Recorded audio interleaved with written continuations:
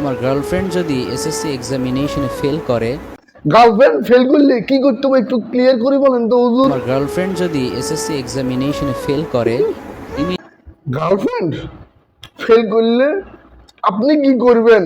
হুজুরি কিন্তু ওয়াজের মধ্যে আপনারা খুব সুন্দরভাবে হাতে কলমে প্রশিক্ষণ দিয়ে দিচ্ছে, বাকিটা আসতেছে।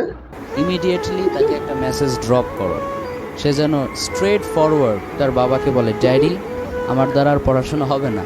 হুজুরি কোনো ফ্যাম ট্যাম করেনি, আমার কাছে তো একটু একটু সন্দেহ লাগতেছে। হুজুরি তো বাস্তব অভিজ্ঞতা, ডাইরেক্ট অ্যাকশন। গার্লফ্রেন্ডে ফিল করার পরে কি সলিউশন দিতে পারে হইব, কি সলিউশন দিলে গার্লফ্রেন্ড সারে যাব, আপনি সারে যাবেন, এত সুন্দর পরামর্শ ওয়াজে গিয়ে দিচ্ছে হুজুর। আপনার এই হুজুর কিন্তু বর্তমান মার্কেটে খুব ভ্যালুয়েবল, কি বলেন?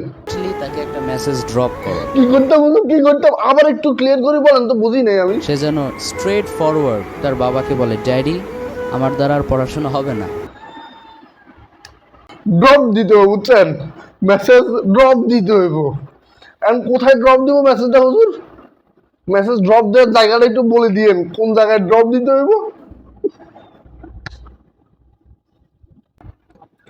মেসেজ ড্রপ দিবেন, বুঝছেন? অন্য কিছু করা যাবে না, মেসেজ ড্রপ দিতে হবে।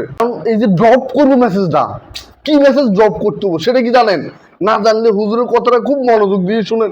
আপনার গার্লফ্রেন্ড ফেল করছে, আপনি একটা মেসেজ ড্রপ করতে হবে। কি ড্রপ করতে হবে সেটা কিন্তু হুজুর এখন বলে দিচ্ছে, মনোযোগ দিয়ে শোনেন।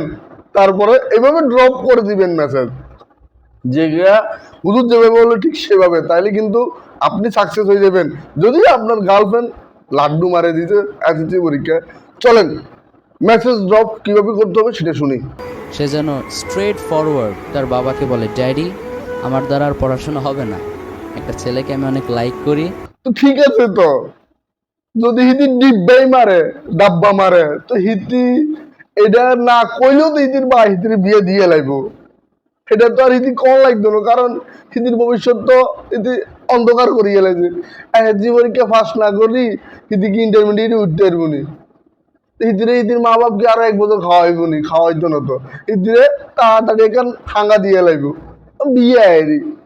তো হিতি এটা না করলে কি হবো? হ্যাঁ কইবো, কারণ হিতি তো পছন্দ আছে আন্নারে, আনারে যদি পছন্দ করে আনের নামে যদি কই দেবো, তাও স্ট্রেট ফরওয়ার্ড বলতে হইব, বুঝছেন?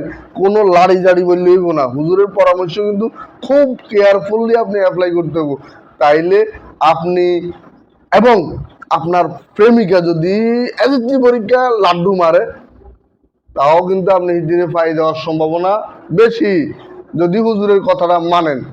চলেন সামনে যাই। একটা ছেলেকে আমি অনেক লাইক করি, তার সাথে বিয়ে দিয়ে দাও, সুখের সংসার করি। সুবহানাল্লাহ পড়ে।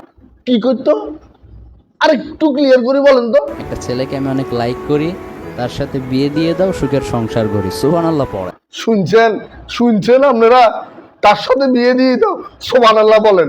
আচ্ছা, এইসব এইটা কি আলেম না জালেম না আল্লাহ না জাল্লা না রিক্সা ড্রাইভার না কি, আল্লাহ পাক ভালো জানে। এইসব কথা বলেন না সুবহানাল্লাহ, কেউ নাই তো, কেউ নাই। হেতে শুধু একা একা ওই যে ঘরের ভিতর আমি যেরকম দরজা লাগাই, কথা কইন না, হেতে বক বক করে, হেতে একা একা। ওইটাকে টিকটক ছাড়ে দিছে, আবার কি করছে, বাঁশির টোন কত দিয়ে দিছে। এরে বেটা ইয়ান কোনায় যায় হাইজত, হাঞ্জাবি টুপি লাগাই লেবাস ধরে যে এইসব আকামগিন তোরা করছেন, করতে চেষ্টা করছেন। তোরা ধর্মটারে কোন জায়গায় নিতেছস, কোন জায়গায় নামাইতেছস, একবার চিন্তা করছস নি? হ্যাঁ, একবারও কি ভাবছস? একবারও কি চিন্তা করি করস? ধর্মটারে তোরা ব্যবসায়ী হাতিয়ার হিসাবে ব্যবহার করতেছস, পুঁজি হিসাবে ব্যবহার করতেছস। মানুষ আবেগ আপ্লুত হই তোদের কথাটি শুনবো মানবো এরকম না। তোরা আসলে আলেম না, তোরা হচ্ছে জালেম।